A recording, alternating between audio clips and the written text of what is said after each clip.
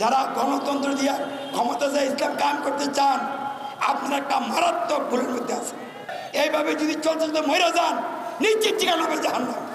আপনি আল্লাহর উপর ভরসা করে মোকাবেলা না করে আল্লাহর উপরে দায়িত্ব দিয়া অব্যাহতভাবে যখন চালিয়ে যাবেন, তখন চূড়ান্ত একটা পরিস্থিতি আসবে।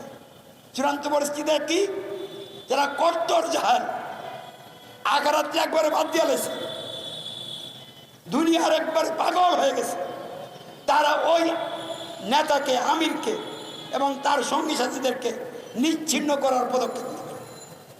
আর সেদিন আল্লাহ রাব্বুল আলামিন যেখানে ইসলাম কায়েম করতে চান, সেখানে ইমানদারদেরকে রাষ্ট্রীয় নেতৃত্বে বসাবেন, আর এই বাধাদানকারীদেরকে আল্লাহ নিচ্ছিন্ন করে দিবেন। এভাবেই সমাজে রাষ্ট্রে আল্লাহর দেওয়া জীবন বিধান ইসলামের ভিত্তিতে মানুষের কল্যাণে কাজ করার জন্য নেতৃত্ব লাভ হবে। আর এভাবে যখন নেতৃত্ব আসবে, তখন নেতা যার নেতৃত্বে বিপ্লব হবে, তিনি একটা বিপ্লবী গভর্নমেন্ট ঘোষণা করবেন।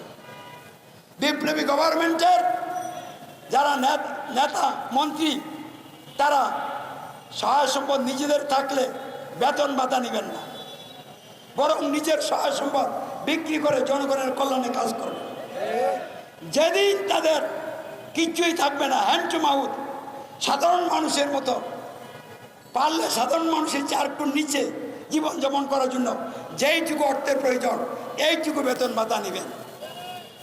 তাহলে এই ধরনের নেতাদের নেতৃত্বে যে রাষ্ট্র, যে সমাজ গঠন হবে, ওই সমাজে হিংসা থাকবে না, বিদ্বেষ থাকবে না, মানুষের সকল অধিকার আদায় হবে, সংরক্ষণ হবে, জানের নিরাপত্তা হবে, মালের নিরাপত্তা হবে, শান্তিপূর্ণভাবে সকল ধর্মের লোকেরা একসাথে বসবাস করবে, ধর্মীয় সম্প্রীতি বহাল থাকবে।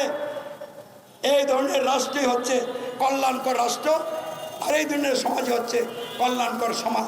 ইনশাআল্লাহ আমরা এই ধরনের কল্যাণকর সমাজ এবং রাষ্ট্র গঠনের লক্ষ্যে এগিয়ে যাচ্ছি।